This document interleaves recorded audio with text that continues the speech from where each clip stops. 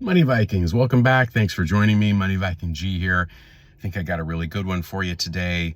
It's basically I want to lay out the 5 harsh realities of the current economy and the current state of affairs in terms of wealth building and investing and just living a life of true wealth. So, hey, hit the like and subscribe and share the channel if you've gotten value out of what we present, and check out our blog, truewealth.moneyvikings.com. It's literally a treasure trove of about 8 years of research into personal finance, investing, building wealth, cryptocurrency, paying off debt, saving, health, etc., and all the stuff, all the tools that one needs to basically live, a very strong life and to build wealth over time and all that great stuff. So thanks for checking us out and giving us a shot.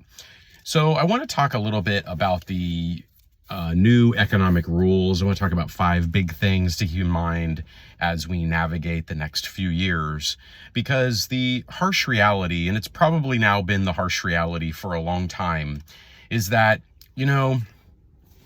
as much as I want to be optimistic and say that we do depend on each other as a society, which I still believe, we still need to build resilient communities, resilient families, etc.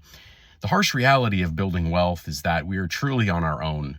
And, that's why we started Money Vikings. It was a way to bring together ideas for free for anyone who is interested in this stuff, to, think about investing, the tools, best practices, what really works versus what doesn't work.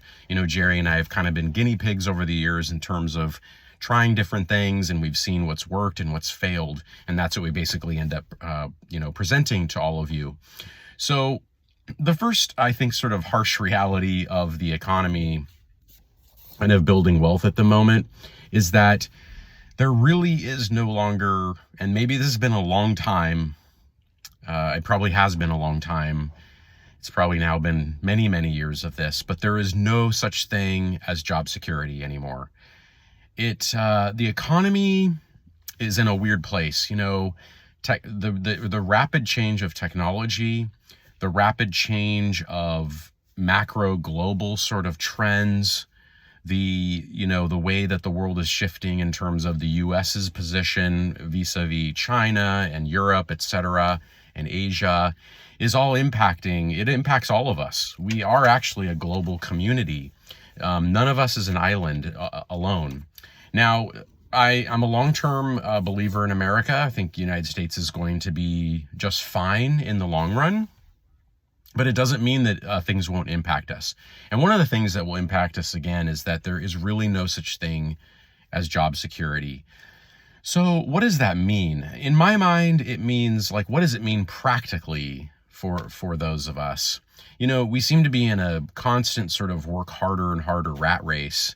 And at the end of the day, is that reward worth all of our time? Is it worth our health deteriorating? We all have to ask ourselves those very difficult personal questions and decide for ourselves. But I would just say, a couple of things to keep in mind. If you have a good job with a solid company or organization that is doing well, do all you can to secure that, keep it secure, I would say, within a healthy balance, of course. And, remember that you are not your job. A job is a thing that we in our modern world really identify closely with. It becomes part of our identity, but it all disappears at some point. At some point it's gone, and we aren't doing a job anymore or working for a certain company anymore. And it seems that can change pretty rapidly in the modern world. So, it just sort of further to me solidifies the importance of investing, of diversifying your income streams. You'll find that most self-made millionaires, middle-class millionaires, I call them, in the United States, have multiple streams of income, whether that be from a small business or from a dividend portfolio or from real estate in some manner, or some side hustle that they're doing and they're driving Uber in addition to a job, whatever they might be, delivering food. People do all kinds of different things to bring in extra income, but to diversify their stream of income, I think, is what's absolutely critical. So that's the number one harsh reality, I think, of what's going on. I don't see that slowing down, because it just seems to me that things like technology and artificial intelligence are rapidly changing the landscape of how we live. And every technology seems to have some positive effects, but it also seems to have a downside. That seems to be the theme of human history is, you develop a technology and it can certainly do some good, but a lot of times it can also do some bad. I mean, the classic one is nuclear technology. Obviously, it can do great good in producing energy and other things, but it can also lead to destruction and to pain and chaos for people. So that's the thing. That's the first thing to keep in mind. So the second thing I want to talk about, and this is kind of segues into it, tech disruption is now just part of the landscape. It's just the world we live in. And it seems to be growing exponentially and changing faster and faster. So, white collar jobs, considered at one time the future, maybe safe. It's kind of ironic. It seems like things have flipped. White collar jobs are no longer quote unquote safe or secure in a lot of ways. And it seems that artificial intelligence and other things are going to continue to erode at that. It's kind of ironic. It's almost like the blue collar professions, like being an electrician or a plumber or working in construction. Those are things that robots can't really do well yet. And so I say yet because who knows what the future brings. But, those people are in a pretty good position because you need a human with their hands and their mind and their technical expertise, to get in and fix something, whereas a AI system can't really produce that decision making or that product. Okay, so that's number two, just a harsh reality that we have to learn to navigate. What I would say to people is, it's one of those things. It reminds me of Star Trek, like with technology, resistance is futile is what comes to mind. And in a lot of ways, I think that's true. We really can't get away from it. Can we manage it? Can we mitigate it? Yes, we can. But unless you're willing to go move to an Amish community or something like that, where technology is basically shunned and is basically just pushed to the side as much as possible culturally within a small subunit of humans, you're not going to escape technology. And again, it has its positives and its negatives. Through technology, I'm able to share these ideas with you, and we're able to have sort of these online communities and this exchange of information, which can be value added, I think, to humanity in the long run. But technology also has its downside. We are being manipulated, of course, by technology, and algorithms are manipulating us. They are pulling at our emotions. And if you are in tune with yourself a little bit, you'll be able to see how certain media and certain technology manipulates you to spend more time on it, maybe to get outraged. Being outraged and emotional seems to increase the amount of use of the technology, which increases the ad revenue. So you have to keep that in mind as you're being subtly manipulated, or not so subtly, the way you want to look at it. The third thing I want to talk about, the harsh reality, I just don't see how inflation is going away anytime soon. Will it slow down? Yes, it seems to have slowed down. Actually, it seems to be accelerating a little bit at the moment. But the inflation of things just seems to be part of the landscape now. I don't know what the future will hold. I mean, will we have a utopian future where, AI and robots do everything and basically all things are available to all humans at all time? Is that the zenith or the nirvana that we are all striving for? I'm not sure. Maybe it is, maybe it's not. Way beyond me. I'm just one simple person. But to me, with inflation, we have to continue, at least for the next foreseeable future, to be vigilant about fighting it. And fighting it is two things in my mind. It's offense and it's defense. So the offensive part are things like Bitcoin and things that fight against inflation.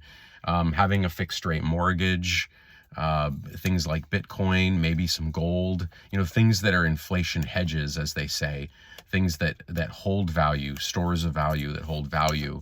I still also believe in high quality stocks and equities over cash, because I think the cash will see erosion in its own way.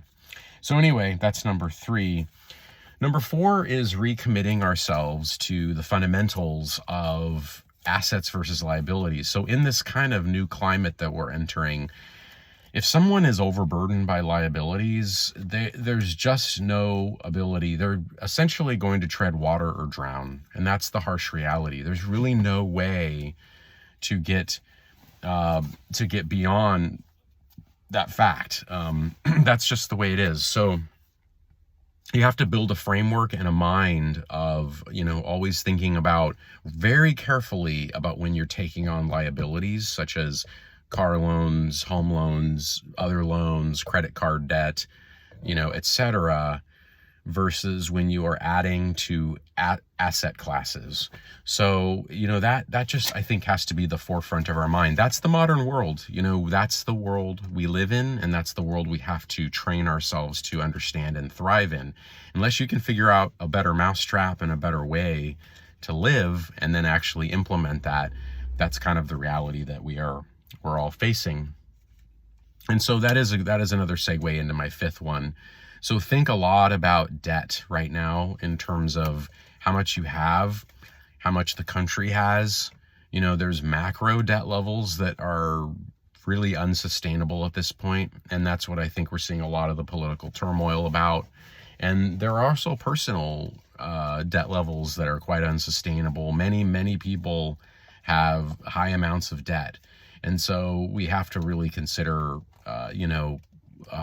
that debt and how to manage it properly, how to hopefully get it paid down, and then what's causing that debt.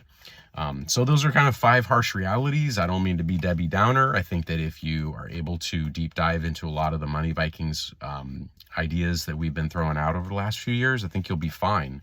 But it's going to take some retooling, some discipline, and it's going to take, sort of really thinking about things in a clear-eyed way. And, a lot of this goes out to the younger audiences, like people in their 20s. I'm reading that a lot of them have greater crypto portfolios than like stock or equity portfolios. And so I would caution against that, even though I am a Bitcoin guy. I'm not really into the meme coins at all. I don't like those. And I'm not too savvy on the crypto projects, I call them, the Ethereums, the Solanas, the Suis, the Ripples and all that. It all could be good stuff, but, I'd be cautious about it at this time. So anyway, with that, wishing you all the best. Thanks for watching, and catch you on the next one. See ya.